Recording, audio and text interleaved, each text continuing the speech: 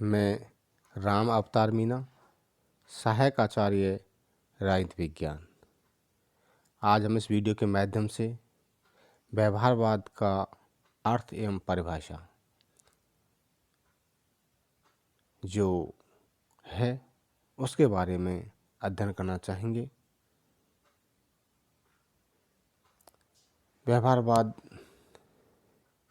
का विषय राजनीति विज्ञान प्रथम वर्ष के विषय कोर्स में समाहित है। व्यवहारवाद क्या है, इसका उद्गम कैसे हुआ और किसने किया। व्यवहारवाद एक बौद्धिक प्रवृत्ति है तथा इसे एक निश्चित शैक्षणिक अथवा वैचारिक आंदोलन कहा जा सकता है, जो अनुभव, आत्मक शोध तथा प्रविधियों के निरंतर सुधार में विश्वास रखता है तथा जो राजनीति विज्ञान के संदर्भ में व्यवहारवाद अपना ध्यान मुख्यतः राजनीतिक व्यवहार पर केंद्रित करता है। व्यवहारवाद परंपरागत राजनीति विज्ञान का विरोधी है। वह दार्शनिक अध्ययन पद्धतियों तथा कानूनी दृष्टिकोण का विरोध करता है एवं व्यक्तिनिष्ठ मूल्यों तथा कल्पनाओं को अस्वीकार करता है तथा ऐतिहासिक दृष्टि से व्यवहारवाद का प्रारंभ 20वीं सदी के प्रारंभ में दिखाई पड़ता है, परंतु 1908 ईस्वी में प्रकाशित पुस्तक ह्यूमन नेचर इन पॉलिटिक्स जो ग्राहम वालिस की है,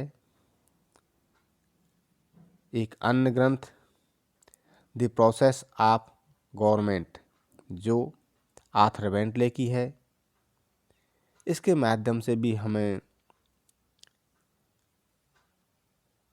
व्यवहारवाद के बारे में जानकारी मिलती है। वैसे व्यवहारवाद का उद्गम द्वितीय विश्व युद्ध की जटिल परिस्थितियों के उपरांत जो राजनीतिक और सामाजिक और आर्थिक परिवर्तन विश्व स्तर पर व्याप्त हुए, उसके परिणाम स्वरूप ही दिखाई पड़ता है। वैसे व्यवहारवाद के विषय में जब हम देखते हैं या जानते हैं, पढ़ने का प्रयास करते हैं, तो व्यवहारवाद का विकास द्वितीय विश्व युद्ध के उपरांत ही महसूस होता है, क्योंकि व्यवहारवाद के उदय के पीछे मूल कारण है प्राचीन राजनीति विज्ञान की असफलता या प्राचीन राजनीति विज्ञान वर्तमान समय की समस्याओं को हटाने में या समस्या समाधान में असफल रहा। अतः हम चार्ल्स ई मैरियम की पुस्तक new aspect of political science में इससे सबसे अधिक बल मिलता है या साथ करने में योगदान देता है। व्यवहारवाद क्या है, व्यवहारवाद की मान्यताएं क्या हैं, इस विषय में हमने जब गहराई से अध्ययन किया तो पता चला कि व्यवहारवाद की मूलतः 8 मान्यताएं मानी जाती हैं और इन 8 मान्यताओं को बौद्धिक आधारशिला का नाम दिया गया। बौद्धिक आधारशिला का अर्थ हुआ बुद्धि के ऊपर स्थापित,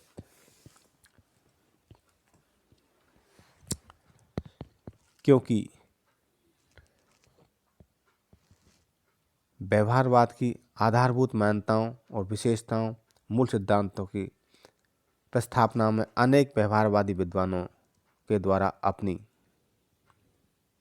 वैचारिक दृष्टि रखी, परंतु डेविड ईस्टन ने व्यवहारवाद की विशेषताओं को समग्रता के साथ प्रस्तुत किया और डेविड ईस्टन के द्वारा ही व्यवहारवाद के 8 मान्यताएं या लक्षण या उद्देश्य निर्धारित किए और इन्हें ही एक बौद्धिक आधारशिला का नाम दिया गया। इस प्रकार से डेविड ईस्टन के द्वारा व्यवहारवाद की 8 मान्यताएं या विशेषताएं बताई गई हैं, जिसमें प्रथम है नियमितताएं।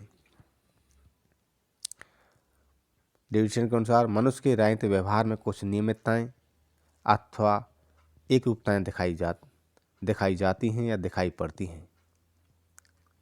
मानव व्यवहार की इन्हीं एक रूपताओं का सामान्यीकरण किया जा सकता है, इनको इकट्ठा किया जा सकता है या इनको संग्रहित किया जा सकता है और व्यवहार की नियमितताओं के आधार पर राजनीतिक घटनाओं को सही दृष्टि से या उनके पूर्वानुमान के आधार पर देखा जा सकता है। अगला बिंदु आता है सत्यापन। मानव व्यवहार के संबंध में बनाए गए नियमों का पुनः परीक्षण करना या उसकी पुष्टि करने की जो क्रिया है उसी को सत्यापन कहा जाता है। तकनीक आती है। तकनीक का अर्थ है अध्ययन के लिए साधनों से जो तथ्यों के चयन, संकलन, विश्लेषण तथा व्यक्तिनिष्ठ मूल्यों को शोध के बाहर निकालने में सहायक हो। व्यवहारवादी शोध सामग्री का संग्रह करने एवं उसका विश्लेषण करने में सही ढंग से तकनीक के प्रयोग को बहुत महत्व देते हैं। अतः शोधकर्ता अपनी शोध पद्धति के संदर्भ में सतर्क रहकर अपने अध्ययन में या शोध में तकनीक का इस्तेमाल के लिए प्रयत्नशील रहे। अगला बिंदु आता है मूल्य। व्यवहारवादियों का यह दृढ़ मत है कि मूल्य और तथ्यों दो अलग अलग विषय हैं।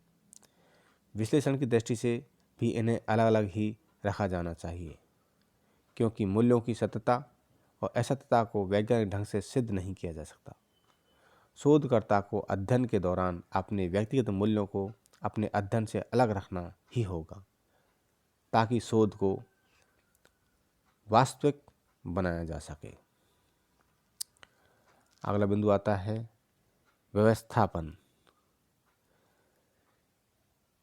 अर्थात शोध क्रमबद्ध हो, उसमें क्रमबद्धता पाई जाए, व्यवस्थित हो, पहले के बाद दूसरा, दूसरे के बाद तीसरे शोध का क्रम आए, अर्थात सीढ़ीनुमा अपने अध्ययन व्यवस्था को स्थापित किया जाए। अगला बिंदु आता है शुद्ध विज्ञान। सिद्धांत और प्रयोग ये दोनों वैज्ञानिक प्रयत्नों के अंग हैं, परंतु व्यवहारवादी शुद्ध अनुसंधान पर अधिक ध्यान देते हैं, भले ही उसका प्रयोग विशिष्ट और न्यूनतम सामाजिक समस्याओं में संभव न हो। अर्थात व्यवहारवादी विशुद्ध विज्ञान की ओर कदम बढ़ा रहे हैं, ताकि समाज विज्ञान को प्राकृतिक विज्ञान जैसा बनाया जा सके। अगला बिंदु आता है एकीकरण का।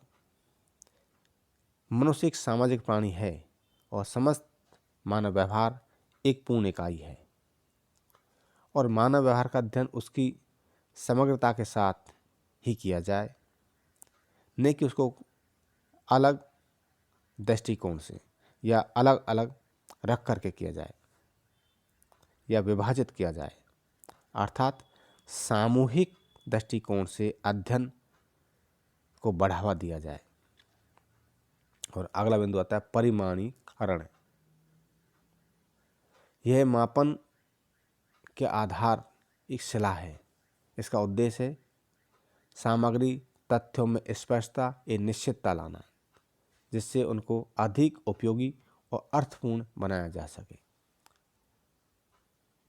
अतः हम कह सकते हैं कि राजनीति विज्ञान के अंतर्गत व्यवहारवाद प्राचीन राजनीति विज्ञान की मान्यताओं, उन सिद्धांतों को आगे बढ़ाने के दृष्टिकोण से या राजनीति विज्ञान को वैज्ञानिक बनाने के दृष्टिकोण से स्थापित किया गया। और व्यवहारवाद के द्वारा जो प्राचीन समय से राजनीति विज्ञान में जो एक मूल्य सापेक्ष दृष्टिकोण, भावनात्मक दृष्टिकोण या आदर्श की भावनाओं के आधार पर निर्णय लिए जाते थे, उनकी जगह अब तथ्य तथ्य तथ्य को महत्व दे करके राजनीति विज्ञान को प्राकृतिक विज्ञान जैसा विज्ञान बनाने के लिए अग्रसर हुआ। और यह व्यवहारवाद जो 1945 के उपरांत द्वितीय विश्व युद्ध के बाद डेविड ईस्टन की विचारधारा के आधार पर स्थापित हुआ, जो आगे बढ़ा। कुछ विद्वान इस व्यवहारवाद की आलोचना भी करते हैं। इसके पीछे कारण है कि व्यवहारवाद मूल्य विहीन अध्ययन है, अर्थात इसमें मूल्यों को महत्व नहीं दिया गया है। इस आधार पर इसकी आलोचना की जाती है। दूसरा बिंदु आता है मानव के व्यवहार का मापन असंभव है, अर्थात मानव का व्यवहार कभी एक जैसा नहीं हो सकता। समय और परिस्थितियों के अनुसार मानव व्यवहार में परिवर्तन होता रहता है, जबकि व्यवहारवाद में मानव व्यवहार को एक जैसा बताया गया है, जो संभव नहीं है। उपकरणों को महत्व, अर्थात इसमें शोध और सिद्धांत के लिए जो तकनीक का प्रयोग किया गया है वह प्राकृतिक विज्ञान में संभव है, परंतु राजनीति विज्ञान एक सामान्य विज्ञान के अधिक नज़दीक दिखाई देती है, जिसमें उपकरणों को मूल्यों की अपेक्षा अधिक महत्व दिया गया है, जो राजनीति विज्ञान के उद्देश्यों के विरुद्ध है। उद्देश्यों को कम महत्व, अर्थात उद्देश्य विहीन अध्ययन को बढ़ावा दिया जा रहा है। व्यवहारवाद के अंतर्गत व्यवहारवाद की शोध सिद्धांत पद्धति के आधार पर यह स्पष्ट होता है कि उद्देश्य कम से कम प्राप्त हों, परंतु इसमें अध्ययन पद्धति, शोध सिद्धांत में तकनीक और तथ्यों को अधिक बढ़ावा दिया जाए। इसलिए ये उद्देश्यों को कम महत्व देते हैं। इस आधार पर भी इसकी आलोचना की जाती है। दूसरा है अत्यधिक खर्चीली प्रणाली, अर्थात व्यवहारवाद अपने अध्ययन, शोध, सिद्धांत के ऊपर अत्यधिक व्यय करते हैं, खर्च करते हैं, और इसमें उनकी शब्द भंडार प्रणाली भी अधिक व्यापक है, जो वास्तविकता से कोसों दूर है।